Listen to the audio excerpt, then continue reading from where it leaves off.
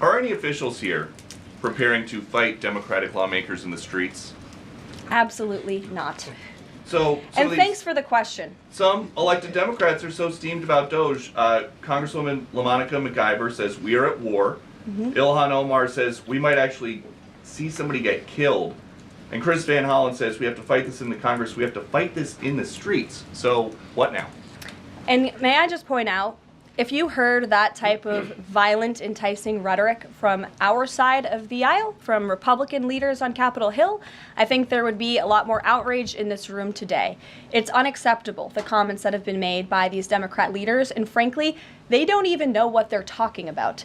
Because President Trump was elected with a mandate from the American people to make this government more efficient. He campaigned across this country with Elon Musk, vowing that Elon was going to head up the Department of Government Efficiency, and the two of them, with a great team around them, were going to look at the receipts of this federal government and ensure it's accountable to American taxpayers. That's all that is happening here. And for Democrat officials to incite violence and encourage Americans to take to the streets is incredibly alarming, and they should be held accountable for that rhetoric. It sounds like something that they're most concerned about is Doge engineers with access to Treasury systems. Can you clarify, do the Doge engineers have read-only access in these systems, so they are not allowed to write new code? No. They are not, okay. No. And then one more thing. NBC is reporting that some of the illegal immigrants that we've seen rounded up and arrested are not being deported. They're being released with ankle or wrist monitoring devices, or they have to check in on the phone. So is the administration arresting more people than you have room for? I have seen the reports, and I'm glad you brought it up because we want to address it. There have been a total of 461 illegal aliens, this is of this morning when I got this information from DHS, that have been released from custody of the more than 8,000 that have been arrested since President Trump was inaugurated. It's less than 6%, and there are reasons for their release. Some of the factors include a lack of significant likelihood of removal in the foreseeable future, lack of detention availability, which is something this president and this administration has been incredibly vocal about. We are doing everything we can to deport and detain illegal immigrants, but we need Congress's help to increase funding for Border Patrol and for ICE to increase detention capability in our facilities.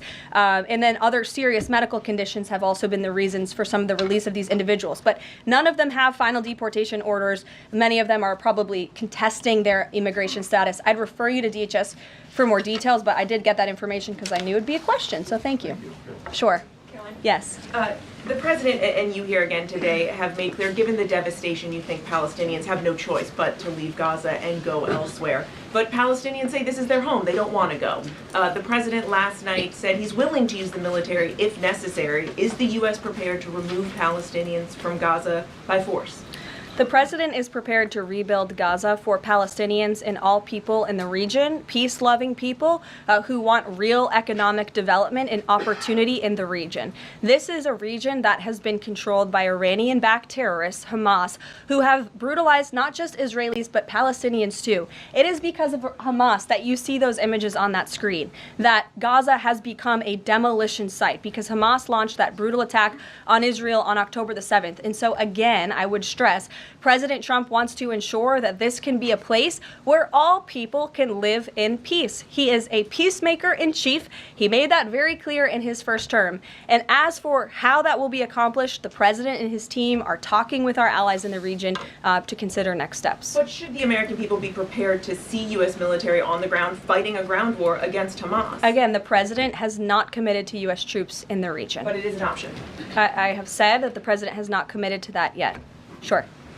Let me just follow up on that, though. Why not rule out the idea of committing U.S. troops? This has been a long-standing argument that the president has made really over the last decade or so, talking about endless wars and not something the U.S. wants. Why not rule out? Because I think the president is very good when he's making deals and negotiating not to rule out anything because he wants to preserve that leverage in negotiations. And so I think that's what he's doing here. If I Mary. can follow up on that, though, he also said that everyone loves this plan. He said that in the Oval Office this morning. Sure. In fact, the Deputy Prime Minister of Jordan called it a declaration of war on the Arab people.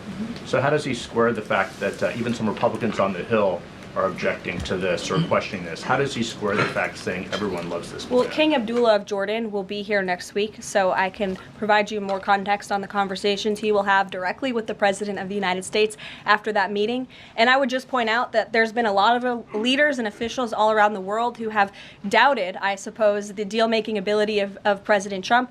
You heard the Panama leader saying that he would not agree to some of the concessions that he has now made because of Secretary Rubio's visit. You had the Colombian president saying he wouldn't accept flights of Colombian illegal nationals who have entered into our country illegally, and those flights are underway. So actions speak louder than words. Dasha.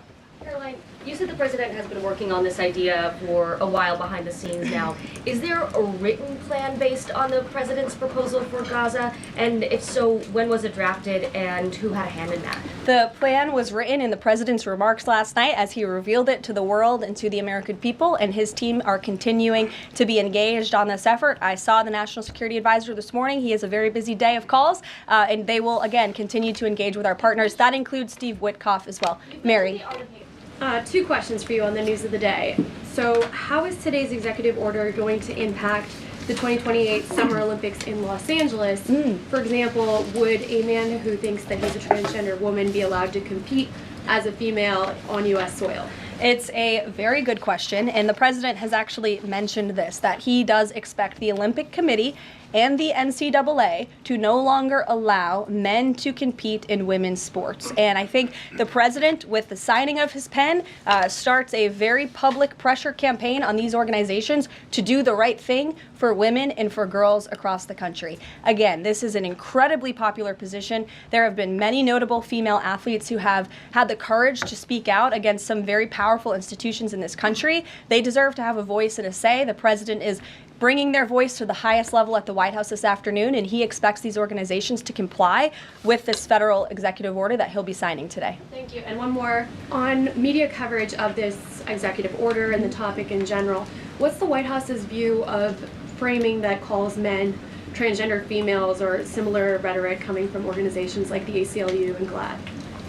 Well, it's been very clear. The policy of this administration is that there are only two sexes, male and female. Pretty simple. Brian Glenn. Yes.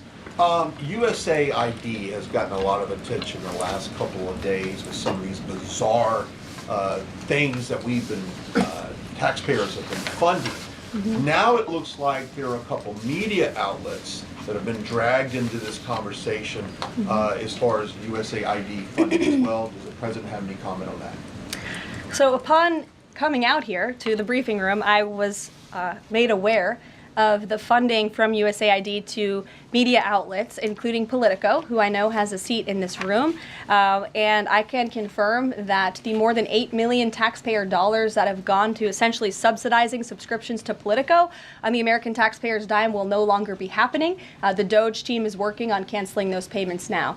Again, this is a whole of government effort to ensure that we are going line by line when it comes to the federal government's books. And this president and his team are making decisions across the board on, do these receipts serve the interests of the American people? Is this a good use of the American taxpayers' money? If it is not, that funding will no longer be sent abroad, and American taxpayers will see significant savings because of that effort. Thank you. I'd like to give some love to the back row. I've heard that unfortunately they haven't been called on in years past. So Reagan, why don't you go ahead? Thanks, Caroline. The WHC announced that comedian Amber Ruffin, who has called the president a toddler with his pants pulled down, will be the entertainment for this year's Correspondents' Dinner. Does the White House have a reaction to this choice, and will the president be attending the dinner this year? Certainly an interesting choice. I have the president's invitation on my desk. I have the invitation for myself on my desk as well. Haven't talked to the president about it. When he makes his decision, I will let you all know. But definitely an interesting choice of the comedian. I'll talk to the boss about it and see what we decide. Sure, go ahead. Yes, yes. On the executive order set to be signed today, you said that this will be enforced. Can you spell out for schools and the public how exactly the administration plans to enforce this, even at the local levels? And on top of that, there are human rights groups who say that this could expose kids to discrimination. What is your response to that? I think kids have already been exposed to discrimination, especially young women and girls who have been forced to shower in locker rooms with biological men, who have been forced to compete on playing fields with biological men, which is incredibly unfair and unsafe, and again, an incredibly unpopular policy with the American people. As for the actions that this executive order takes, I already laid those out at the beginning of the briefing. I'm happy to give you a copy of this fact sheet so you can let your audiences across the country know. What's your message to schools who don't comply with this? They should, because it's going to be federal law in about an hour and a half.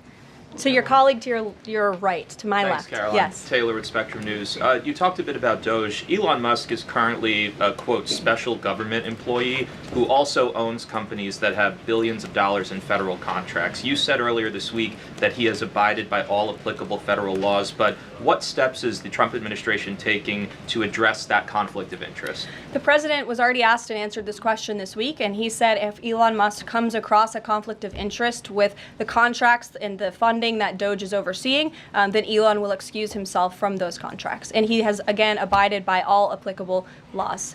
Don't miss out. Log on to oneindia.com for more updates.